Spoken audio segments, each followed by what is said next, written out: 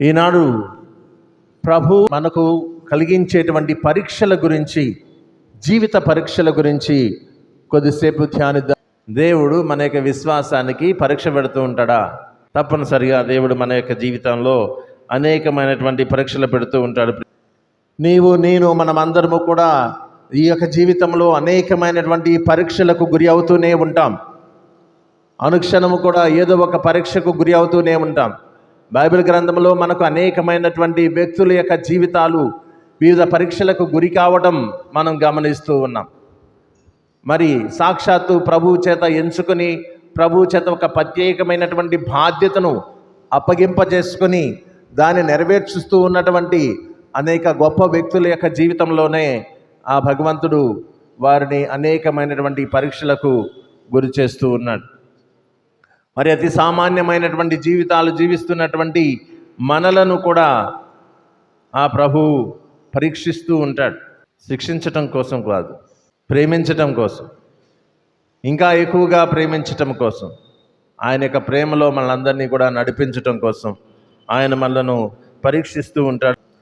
అయితే ఈ యొక్క పరీక్షలకు గురయ్యేటప్పుడు ఎంత కష్టంతో కూడిన పరీక్ష అయినా దాన్ని ఎదుర్కోవడానికి ప్రయత్నించాలి. కానీ పరీక్షిస్తున్నటువంటి ఆ దేవుణ్ణి విడనాడడానికి మాత్రం మనం సాహసించకూడదు. మన జీవితంలో ప్రభువు నిర్వహించేటువంటి, పెట్టేటువంటి వివిధ పరీక్షలలో దాన్ని నెగ్గడానికి మనం ప్రయత్నం చేయాలి. కానీ ఆ ప్రభు నా యొక్క జీవితంలో అనేకమైనటువంటి పరీక్షలకు నన్ను గురి చేస్తూ ఉన్నాడు, కాబట్టి నేను ఆయన సన్నిధిలోనికి రాను, ఆయన తృణీకరిస్తాను అంటే మన యొక్క జీవితాలు అస్తవ్యస్తమైపోతూ ఉంటాయి. కాబట్టి దేవుడు పెట్టేటువంటి ప్రతి పరీక్షను ఎదుర్కోవడానికి కావలసినటువంటి శక్తిని, ధైర్యాన్ని, బలాన్ని, అనుగ్రహాన్ని దయచేయమని ఆయననే అడగాలి. ఆయన మాత్రమే ఇవ్వగలడు. మరొకరెవరూ కూడా ఆ శక్తి నీకు ఇవ్వలేరు, ఆ అనుగ్రహం నీకు దక్కదు మరొక చోట నుంచి.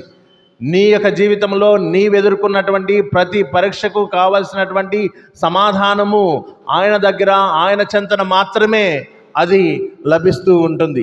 నీవు ప్రార్థన రూపంలో నీవు కన్నీటి ప్రార్థన చేస్తావో, మోకరించి ప్రార్థన చేస్తావో, ప్రణమిల్లి ప్రార్థన చేస్తావో, సాష్టాంగపడి ప్రార్థన చేస్తావో, ఉదయాన్నే 3 గంటలకి లేచి ఆ భగవంతుని మొరపెట్టుకుంటావో, నీవు ఏ సమయంలో ఏ విధంగా నీవు అడిగినప్పటికీ కూడా నీ యొక్క జీవితంలో నీవెదుర్కొనేటువంటి ప్రతి సమస్యకు కూడా లేదా ప్రతి పరీక్షకు కూడా సమాధానం ఆయన మాత్రమే, ఆయన చెంత మాత్రమే అది మనకు లభిస్తూ ఉంటుంది.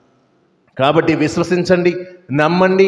మనలను సృష్టించినటువంటి మన దేవుడు మనలను పరీక్షకు గురి చేస్తాడు. ఇది సత్యం. క్వార్టర్లీ ఎగ్జామ్స్ కావు, హాఫర్లీ ఎగ్జామ్స్ కావు, లేదా యాన్యువల్ ఎగ్జామ్స్ కావు. ఇవి జీవిత పరీక్ష. 1 పేతురు 1వ అధ్యాయము 7వ వాక్యం, నాశనమగు బంగారము కూడా అగ్నిచే పరీక్షింపబడును కదా, అట్లే బంగారము కంటే ఎంతో విలువైన మీ విశ్వాసము కూడా పరీక్షింపబడవలెను, అప్పుడే అది చెడకుండును. దేవునికి స్తోత్రం. అప్పుడే అది చెడకుండును. నీ జీవితము చెడకుండా ఉండాలంటే నీవు పరీక్షకు గురి కావాల్సిందే. అందుకనే ఆ ప్రభు చెప్తూ ఉన్నాడు, మీరందరూ బంగారం వేసుకుంటారే, ఇది కూడా పరీక్షకు గురి అవుతూ ఉంటుంది, కాల్చబడుతుంది అగ్నిలో. మరి అంతకంటే గొప్పది కదా మన యొక్క జీవితం. మనందరి యొక్క జీవితము మనం వేసుకునేటువంటి, ధరించేటువంటి ఈ బంగారం కంటే కూడా చాలా చాలా ధన్యమైనది, చాలా గొప్పది. అటువంటి నీ జీవితము పరీక్షింపబడదా? పరీక్షింపబడుతుంది. ఎందుకు పరీక్షిస్తాడో తెలుసా? చెడిపోకుండా ఉండటానికి నీ యొక్క జీవితాన్ని ఆ భగవంతుడు పరీక్షిస్తూ ఉంటాడు. నీ విశ్వాసము చెడకుండా ఉండటానికి నీ ప్రభువు, నీ రక్షకుడు నిన్ను నిత్యము పరీక్షిస్తూనే ఉంటాడు. మరి బైబిల్ గ్రంథంలో మనకు అనేకమైనటువంటి వ్యక్తులు పరీక్షకు గురి అవడం గమనిస్తూ ఉన్నాం. మొట్టమొదటిగా పరీక్షకు గురి అయినటువంటి వాడు గురించి ఈనాడు మనం ఎంచుకున్నటువంటి వాక్యమును బట్టి అబ్రహాము గురించి కొద్దిసేపు ధ్యానిద్దాం. అబ్రహాము పరీక్షకు గురి అయ్యాడా లేదా? అబ్రహాము పరీక్షకు గురి అవుతూ ఉన్నాడు. అది ఆయన యొక్క నమ్మకానికి అది ఒక పరీక్ష. దాన్ని మనం ఏమని చెప్పొచ్చు అంటే విశ్వాసపు పరీక్ష అని చెప్పచ్చు. ఆయన యొక్క విశ్వాసాన్ని దేవుడు పరీక్షిస్తూ ఉన్నాడు. ఎన్నిసార్లు పరీక్షిస్తాడంటే ప్రధానంగా అబ్రహాముని దేవుడు 2 సార్లు పరీక్షిస్తాడు. మొట్టమొదటిది విజయం సాధిస్తాడు, రెండవది కూడా విజయం సాధిస్తాడు. అబ్రహాము అందుకే గొప్పవాడు, విశ్వాసానికి తండ్రి. ఎందుకని పిలువబడతాడంటే దేవుడు ప్రధానంగా ఆయన యొక్క జీవితంలో 2 పరీక్షలకు నిర్వహిస్తాడు. ఆ 2 పరీక్షలను కూడా అబ్రహాం నెగ్గుతూ ఉన్నాడు. ఆ పరీక్షలు చాలా కలతకు గురి చేశాయి, ఆయన్ని చాలా ఇబ్బందికి గురి చేశాయి, చాలా ఒత్తిడికి గురి చేశాయి, చాలా ఆందోళన కలిగించాయి. అయినప్పటికీ కూడా అబ్రహాము ఆ 2 పరీక్షలను కూడా నెగ్గాడు. మరి ఏ విధంగా నెగ్గాడో ఒకసారి మనం ధ్యానిద్దాం. ఆదికాండము 13వ అధ్యాయము 16వ వాక్యం. భూరేణుల వలె అసంఖ్యాకముగా నీ సంతతిని విస్తరింపచేయుదును, భూరేణుల వలె నీ సంతతి లెక్కకు అందదు. దేవుడు ఇస్తున్నటువంటి అనుగ్రహం ఇది. నీ సంతతి భూరేణుల వలె అసంఖ్యాకంగా ఉంటాయి, భూరేణుల వలె లెక్కకు అందకుండా ఉంటాయి. ఇది ఆయనకి ఇస్తున్నటువంటి ఆశీర్వాదం. దేవాది దేవుడు అబ్రహాముకి ఇస్తున్నటువంటి ఆశీర్వాదము. ఆయన వయసు 75 సంవత్సరాలు వచ్చినప్పుడు అప్పుడు ఇస్తున్నాడు. అబ్రహాము, నీ యొక్క సంతతి భూరేణుల వలె విస్తరిస్తుంది, అది లెక్కకు అందదు, అది అసంఖ్యాకంగా ఉంటుంది అని చెప్పి అప్పుడు ఆ యొక్క గొప్ప ఆశీర్వాదాన్ని ఇస్తూ ఉన్నాడు. మరి ఈ యొక్క ఆశీర్వాదం నెరవేరటానికి ఆయన ఎన్ని సంవత్సరాలు ఎదురు చూస్తాడు? 25 సంవత్సరాలు ఎదురు చూస్తాడు. ఎన్ని సంవత్సరాలు? 25 సంవత్సరాలు. ఇది సుదీర్ఘమైనటువంటిది. మనము ఎన్ని సంవత్సరాలు ఎదురు చూడగలం? ఎన్ని గంటలు ఎదురు చూడగలం? ఎన్ని నిమిషాలు ఎదురు చూడగలం? ఒకసారి ఆత్మ పరిశీలన చేసుకుంటే, నేను ఇచ్చినటువంటి ఈ పరీక్షలో ఇతడు నెగ్గుతాడా లేదా అని ఎన్ని సంవత్సరాలు చూశాడు? 25 సుదీర్ఘమైనటువంటి సంవత్సరాలు చూశాడు. ఈ 25 సంవత్సరాలలో దేవుడు నిర్వహించినటువంటి ఈ యొక్క పరీక్షకు తను నెగ్గుతూ ఉన్నాడు కాబట్టి తనకు 100వ సంవత్సరంలో బిడ్డను పొందుకునేటువంటి భాగ్యాన్ని ఇస్సాకు అనేటువంటి బిడ్డ ద్వారా ప్రసాదించాడు. ఈ 25 సంవత్సరాలు కూడా నిరీక్షిస్తూనే ఉన్నాడు. నిరీక్షించడం అంటే ఎదురు చూస్తూనే ఉన్నాడు. దేవుడిచ్చినటువంటి ఈ యొక్క వాగ్దానము ఎప్పుడు నెరవేరబోతూ ఉన్నది, ఎప్పుడు ఫలించబోతూ ఉన్నది అని ఎదురు చూస్తూనే ఉన్నాడు.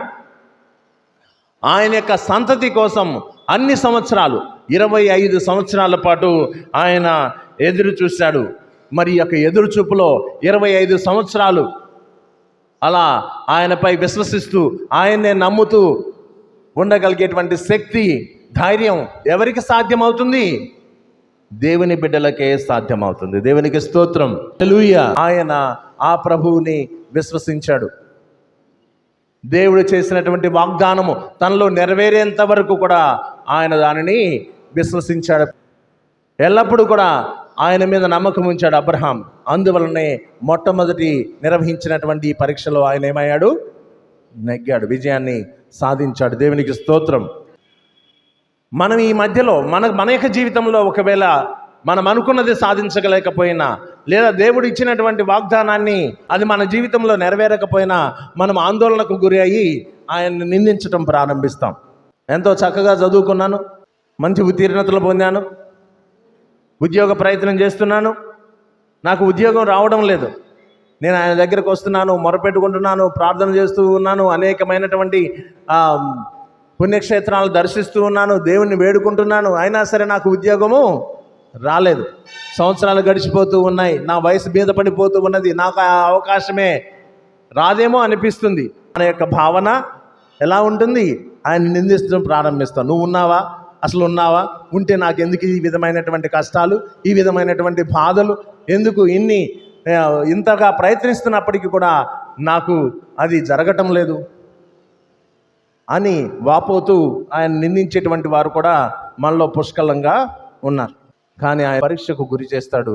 ఆ పరీక్షలో నెగ్గేంత వరకు కూడా నీవు ఆ యొక్క విశ్వాసంతో అలా ఉండవలసిందే. అబ్రహామును పరీక్షించాడు, పరీక్షలో ఆయన నెగ్గాడు. లెక్కకు అందకుండా అబ్రహాము సంతతి ఈ లోకంలో వ్యాపించి ఉన్నది. మనమందరము కూడా ఆయన యొక్క సంతతికి సంబంధించినటువంటి వారమే. ఇది మొట్టమొదటి పరీక్ష. ఆయనకు ఇంకొక పరీక్ష పెడతాడు దేవుడు. ఆదికాండము 22వ అధ్యాయము 2వ వాక్యం. అంతటా దేవుడు అతనితో, నీ కుమారుణ్ణి నీవు గాఢముగా ప్రేమించు ఏకైక కుమారుణ్ణి ఇస్సాకును ఎంటబెట్టుకుని మొరియా ప్రదేశమునకు వెళ్ళము. అక్కడ నీకు ఒక కొండను చూపుదును, దాని మీద కుమారుణ్ణి దహని బలిగా అర్పింపుము అనను. దేవునికి స్తోత్రం. నీ కుమారుని బలి ఇవ్వమంటున్నాడు. ఎన్ని సంవత్సరాలు ఎదురు చూశాడు వీడి కోసం? 25 సంవత్సరాలు ఎదురు చూశాడు. 100వ సంవత్సరంలో ఇచ్చాడు. అప్పుడు పొందుకున్నటువంటి ఈ కుమారుని ఇప్పుడు ఏమడుగుతున్నాడు? దహన బలి చేయమంటున్నాడు.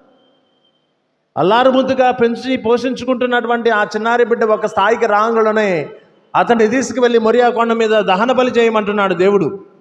మరి ఇది పరీక్ష కదా? ఇది ఎంత గొప్ప పరీక్ష అండి! విశ్వాసంలో ఎక్కడా చెల్లించకుండా తన్ను తీసుకొని మొరియా పర్వతం పైకి వెళ్తూ ఉన్నాడు. అబ్రహాము విశ్వాసంలో ఎదగటమే నేర్చుకున్నాడు, దానిలో దిగటం నేర్చుకోలేదు. గుర్తుపెట్టుకోండి. దేవునిపై ఉన్నటువంటి విశ్వాసంలో అబ్రహాము ఎదగటమే నేర్చుకున్నాడు. మనము కూడా అదే నేర్చుకోవాలి. ఎదగటమే నేర్చుకోవాలి విశ్వాసంలో. ఎన్ని కష్టాలు వచ్చినా, బాధలు వచ్చినా, ఇబ్బందులు వచ్చినప్పటికీ కూడా ఆ యొక్క విశ్వాసంలో ఎదగటమే నేర్చుకోవాలి. కానీ ఆ యొక్క విశ్వాసంలో మనము దిగిపోవడం నేర్చుకోకూడదు అని చెప్పేసి ఆ భగవంతుడు మనకు ఈ యొక్క వాక్యం ద్వారా తెలియచేస్తూ ఉన్నాడు. అందువల్లనే ఆయన విశ్వాసమునకు తండ్రిగా పిలువబడుతూ ఉన్నాడు. ఆదికాండము 22వ అధ్యాయము 16-17 వాక్యం. నా తోడు అని ఒట్టు పెట్టుకొని చెప్పుచున్నాను, నీవు నీ ఏకైక కుమారుణ్ణి సమర్పించుటకు వెనుకంజ వేయలేదు. నీవు గొప్ప కార్యమును చేస్తేవి. దేవునికి స్తోత్రం. తనను నమ్మినటువంటి వాడు అబ్రహాము వెనుకంజ వేయలేదు. ఇదిగో నేను ఈ యొక్క దహన బలిని అడిగిన తక్షణమే దహన బలి చేయడానికి సిద్ధపడ్డాడు. వెనుకంజ వేయలేదు. వెనుకంజ వేయలేదు కాబట్టి ఆయన ఏమంటున్నాడు? తను నా తోడు ఒట్టు పెట్టుకుంటున్నాడు. మనం చెప్తూ ఉంటాం ఒట్టు పెట్టుకోకూడదు అంటున్నాడు కదా. నూతన నిబంధనలో ఒట్టు పెట్టుకోకూడదు అంటాడు. మరి ఇక్కడ సాక్షాత్తు ఆ దేవాది దేవుడే ఒట్టు పెట్టుకుంటున్నాడు. ఏమని ఒట్టు పెట్టుకుంటున్నాడు? నీవు ఈ యొక్క విశ్వాసంలో నీవు వెనకంజ వేయలేదు కాబట్టి నేను బహుగా నిన్ను దీవిస్తాను అని చెప్పి 17వ వాక్యంలో తెలియచేస్తూ ఉన్నాడు. నిన్ను మిక్కులుగా దీవింతును, ఆకాశమందలి నక్షత్రముల వలె, తీరమందలి ఇసుక రేణువుల వలె లెక్కనందనట్లుగా నీ సంతతిని విస్తరిల్లజేయుదును. నీ సంతతి వారు శత్రు నగరములను వశము చేసుకొందురు. ఇంత గొప్ప దీవెన్ను ఆ భగవంతుడు ఇస్తూ ఉన్నాడు. దేవునికి స్తోత్రం. ఆ దేవాది దేవుడు అబ్రహాముకి ఇచ్చినటువంటి అంత గొప్ప దీవెన నీవు వెనుకంజ వేయలేదు. నిన్నెప్పుడైతే నీ కుమారుని దహన బలి చేయమన్నానో ఆ క్షణానే తన కుమారుని తీసుకొని మొరియా పర్వతానికి వెళ్ళావు. అదిగో ఆ యొక్క బలిపీఠంపై నీవు పరుండబెట్టావు. నీ ఖడ్గం తీసుకున్నావు, తనని సమర్పించబోతూ ఉన్నావు, దహన బలి చేయబోతూ ఉన్నావు. దాన్ని చేయడానికి నువ్వు సంసిద్ధుడవయ్యావు. నీ యొక్క విశ్వాసం చాలా గొప్పది అని ఆ భగవంతుడు ముగ్ధుడై తన మీద ఒట్టు పెట్టుకొని తనకు యొక్క దీవెనిస్తూ ఉన్నాడు. నీ సంతతి అసంఖ్యాకంగా ఉంటుంది, లెక్కకు అందకుండా ఉంటుంది, ఇసుక రేణుల వలె ఉంటుంది, ఆకాశమందున్నటువంటి నక్షత్రములే విస్తరిల్లుతుంది అని చెప్పి ఆ భగవంతుడు తను ఇచ్చినటువంటి వాగ్దానాన్ని ఆ విధంగా నెరవేరుస్తూ ఉన్నాడు. స్తోత్రం. గమనించండి, ఆ దేవుడు నిన్ను కూడా పరీక్షిస్తూ ఉన్నాడు. నిన్ను, నన్ను, మనందరినీ కూడా పరీక్షిస్తూ ఉంటాడు. ఏ విధంగా మన యొక్క విశ్వాసాన్ని పరీక్షిస్తూ ఉంటాడు? బహుశా మనకు ఏదో ఒక అనారోగ్యాన్ని కలిగించి కూడా ఆ భగవంతుడు పరీక్షకు గురి చేస్తూ ఉంటాడు. లేదా ఒక అననుకూలమైనటువంటి పరిస్థితులకు మనల్ని గురి చేస్తూ ఉంటాడు. నీకు అనేకమైనటువంటి ఆర్థిక ఇబ్బందులను కలుగచేసి నిన్ను ఆ భగవంతుడు పరీక్షిస్తూ ఉంటాడు. లేదా నీకు ఇష్టమైనటువంటి వారిని, నిన్ను ప్రేమించినటువంటి వారిని నీకు దూరం చేసి ఆ భగవంతుడు నిన్ను పరీక్షిస్తూనే ఉంటాడు. నీ యొక్క శరీరము అనేకమైనటువంటి శోధనలకు గురి చేసి నిన్ను ఆ భగవంతుడు పరీక్షిస్తూనే ఉంటాడు. నీవు విలువైనటువంటి జీవితము జీవించకుండా ఉండేటట్లుగా నిన్ను పరీక్షకు గురి చేస్తూనే ఉంటాడు. నీలో ఒక విధమైనటువంటి అనుమానము లేదా అయోమయమైనటువంటి పరిస్థితికి నిన్ను నడిపించి నిన్ను ఆ భగవంతుడు పరీక్షిస్తూనే ఉంటాడు. సంతానము లేకుండా నిన్ను పరీక్షకు గురి చేస్తూనే ఉంటాడు.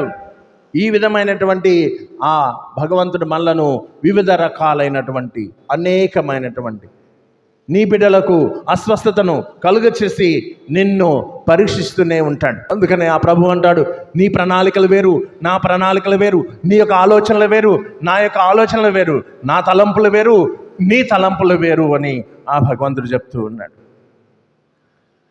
విశ్వసించటమే తప్ప సందేహించడం చేయకూడదు, సంశయించటం కూడా చేయకూడదు. అబ్రహాము విశ్వసించాడు, ఆ విశ్వాసంలో అంచెలంచెలుగా ఎదిగాడు, సంశయించలేదు, అనుమానించలేదు, ఆగ్రహం చెందలేదు.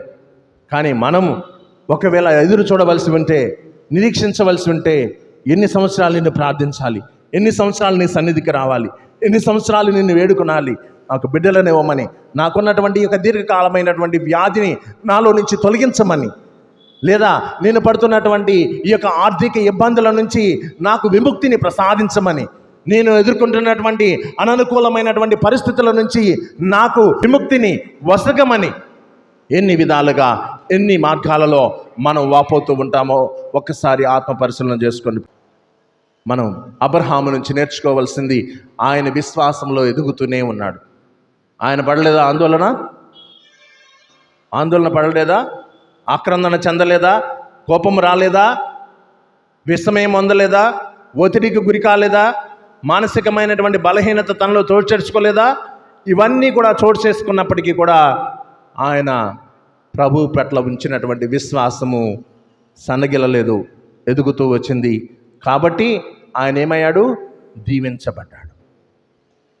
నీ పరీక్షలో, నీ జీవితంలో, నీకు కలుగు చేసేటువంటి పరీక్షలో నీవు ఎదగగలిగినట్లయితే, నెగ్గగలిగినట్లయితే బహుశా ఆ భగవంతుడు ఈ యొక్క అబ్రహాము వృత్తాంతం ద్వారా చెప్తుంది ఏంటో తెలుసా? నా మీద పెట్టుకొని చెప్తూ ఉన్నాను, నేను బహుగా అతి బహుగా దీవిస్తాను అని చెప్పి ఆ ప్రభు మనకు వాగ్దానం చేస్తూ, దేవునికి స్తోత్రం. ఆయన విశ్వాసములో ఎంత గొప్పగా ఎదగాలి, విశ్వాసములో ఎంత గొప్పగా ఎదుగుతూ తనకు మాత్రమే నిన్ను నీవు సొంతం చేసుకుంటూ జీవించాలి అన్నటువంటి విషయాన్ని మనకు అబ్రహాము జీవితం ద్వారా ప్రభు తెలియపరుస్తూ ఉన్నాడు. కాబట్టి అందరము కూడా భక్తితో దేవుణ్ణి స్తుతిస్తూ ఆరాధిస్తూ అటువంటి గొప్ప విశ్వాసపు వరాన్ని ఇస్తున్నటువంటి ఆ దేవుడు మనలో ఉన్నటువంటి విశ్వాసాన్ని పెంచమని, మనలో ఉన్నటువంటి విశ్వాసము ఎల్లప్పుడూ కూడా, ఎప్పుడు కూడా ఎటువంటి పరిస్థితుల్లో కూడా సన్నగిల్లకుండా ఉండేటువంటి విధంగా మన యొక్క విశ్వాసంలో మనల్ని బలపరచమని ఆ భగవంతుణ్ణి భక్తియుతంగా ప్రార్థిస్తూ